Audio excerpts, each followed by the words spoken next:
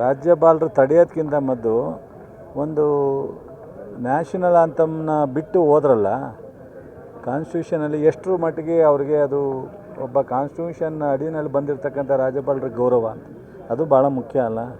ಒಂದು ರಾಜ್ಯ ಸರ್ಕಾರ ತಯಾರು ಮಾಡ್ತಕ್ಕಂಥದ್ದನ್ನು ಅದು ಅವ್ರು ಓದ್ತಕ್ಕಂಥದ್ದು ಅವ್ರದ್ದೊಂದು ಪರಿಪಾಠ. ಕಾನ್ಸ್ಟಿಟ್ಯೂಷನಲ್ಲಿ ಮೊದಲಿಂದನೂ ಅದು ಎಲ್ಲ ರಾಜ್ಯದಲ್ಲೂ ಎಲ್ಲ ರಾಜ್ಯಪಾಲರು ಓದಬೇಕು. ಯಾರೇ ಹಿಂದೆ ಮಾಡಿದರೂ ತಪ್ಪೇ, ಮುಂದೆ ಮಾಡಿದ್ರು ತಪ್ಪೇ, ಇವತ್ತು ಮಾಡಿದ್ರು ತಪ್ಪೇ. ಅವತ್ತಿನ ಆ ಸರ್ಕಾರ ಅವರ ರಾಜ್ಯದ ಬದ್ಧತೆಯನ್ನು ಕೊಡ್ತಾರೆ ಅವ್ರ ಕೈಲಿ. ಅವರು ಓದೋದು ಅಷ್ಟೇ, ಅವರೇನು ಇಂಪ್ಲಿಮೆಂಟ್ ಮಾಡ್ತಕ್ಕಂಥದ್ದಲ್ಲ. ಕೇಂದ್ರ ಸರ್ಕಾರದ ಜವಾಬ್ದಾರಿ ಕೇಂದ್ರ ಸರ್ಕಾರ. ಈ ಕೇಂದ್ರ ಸರ್ಕಾರ ಏನು ಕೊಡ್ತಾರೆ ಅದನ್ನು ರಾಷ್ಟ್ರಪತಿಯವರು ಸ್ಪೀಚ್ ಮಾಡಲ್ವಾ? ಅದೇ ರೀತಿ ಈ ಟೀಕ್ಸೋದು ಇದ್ರೆ ತಾನೆ ಇವ್ರು ಕೇಂದ್ರ ಸರ್ಕಾರದ ರೆಪ್ರೆಸೆಂಟೇಟಿವ್ನಾ?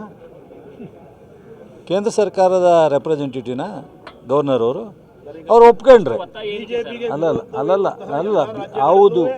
ಅದೇ ನಾನು ಹೇಳ್ತಾ ಇರ್ತಕ್ಕಂಥದ್ದು, ಬಿ ಜೆ ಪಿಯ ಪರ ಅಥವಾ ಕೇಂದ್ರ ಸರ್ಕಾರದ ಏಜೆಂಟ್ ಥರ ಅಥವಾ ಕೇಂದ್ರ ಸರ್ಕಾರದ ರೆಪ್ರೆಸೆಂಟೇಟಿವ್ ಅಂತ ಘೋಷಣೆ ಮಾಡಿಬಿಟ್ರೆ ಆವಾಗ ಈ ಪ್ರಶ್ನೆನೇ ಬರೋಲ್ಲ.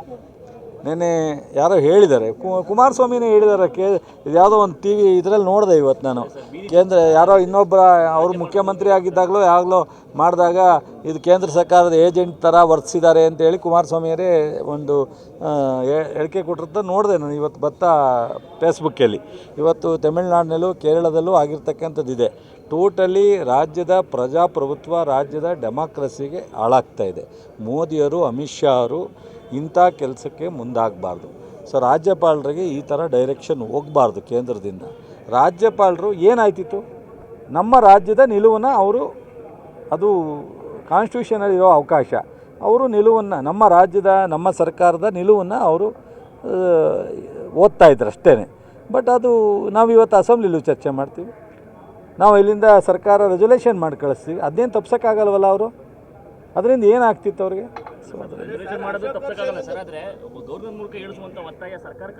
ಒತ್ತಾಯ ಅಲ್ಲ, ಅದು ಪದ್ಧತಿ ಎಲ್ಲ ಕಾಲದಲ್ಲೂ ನಡೆದಿದೆ. ಕೆಲವರು ಇದನ್ನು ಬಿಟ್ಟು ಹೋಗಿದ್ದಾರೆ, ಆದರೆ ಯಾರೇ ಬಿಟ್ಟು ಹೋದ್ರೂ ತಪ್ಪು.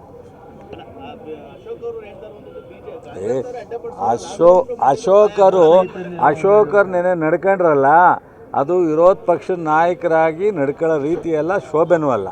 ಅವರು ಲಾ ಮಿನಿಸ್ಟ್ರ್ ಬಗ್ಗೆ ಮಾತನಾಡೋದು ಮತ್ತು ಏನು ಬಾಯಿಗೆ ಬರ್ತದೆ ಅದನ್ನೇ ಮಾತಾಡಿದ್ರು. ಬಹುಶಃ ಕೇಂದ್ರ ಸರ್ಕಾರದಿಂದ ಬಿ ಜೆ ಪಿಯಿಂದ ಡೈರೆಕ್ಷನ್ ಇತ್ತು ಅಂತ ಕಾಣುತ್ತೆ, ಅಗ್ರೆಸಿವ್ ಆಗಿರ್ಬೇಕು ನೀವು ಇದನ್ನು ಅಂತ. ಅದಕ್ಕೆ ಅವ್ರು ನಡ್ಕೊಂಡು ರೀತಿ ನನಗೇನೆ ನೋಡಿ ಇದೇನಪ್ಪ ಇದು ಅಶೋಕ ಇವರು ಅಂತ ಅನ್ನೋ ರೀತಿನೆಲ್ಲ ಆಯಿತು. ಅವರಷ್ಟು ಕೆಟ್ಟದಾಗಿ ನಡ್ಕೊಂಡ್ರು. ಅವರು ಪಾಠ ಕಲಿಸ್ಬೇಕಾ ನಮಗೆ ಅಂತಿದ್ರು. ಯಾರಿಗೂ ಪಾಠ ಕಲಿಸೋ ಅವಶ್ಯಕತೆಯೇ ಇಲ್ಲ, ಎಲ್ರಿಗೂ ಅವ್ರದೇ ಆದಂಥ ಅನುಭವ ಇದೆ. ಸೊ ಅಶೋಕರು ನಡ್ಕೊಂಡು ರೀತಿ ಸರಿ ಇಲ್ಲ. ವಿರೋಧ ಪಕ್ಷ ವೀಕ್ ಆಗಿರೋದು ಭಾಳ ದಿವಸ ಆಯಿತು, ಈಗ ಯಾಕೆ ಹೇಳ್ತಾ ಇದ್ದೀರಾ ಬಿಡಿ.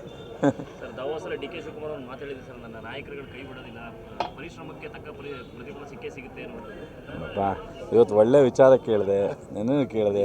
ರಾಜಕಾರಣನ ಬಹುಶಃ ನಮ್ಮ ರಾಷ್ಟ್ರೀಯ ನಾಯಕರು 10 ಬಾರಿ ಹೇಳಿದ್ದಾರೆ, ನಾವು ಇದನ್ನು ನಮ್ಮ ಹಂತದಲ್ಲಿ ತೀರ್ಮಾನ ಮಾಡ್ತೀವಿ ಅಂತ.